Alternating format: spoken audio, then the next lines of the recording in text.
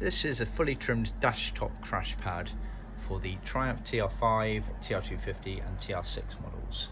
It's extremely similar to the TR4 and 4A models, so effectively the same. In fact, the retrim kit that we offer for those cars, i.e. the material kit to retrim them, is identical.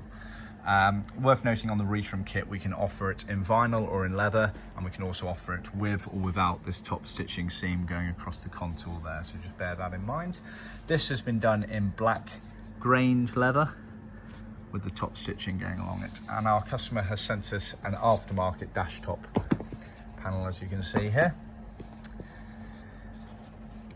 and we've retrimmed it for him. So you can see the top stitching contour follows along here all the way from left to right, then you trim it all the way around. You leave the flanges like that so that they can get tucked underneath the windscreen and bent round, etc.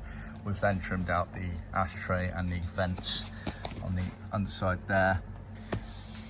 As you can see, very nice job.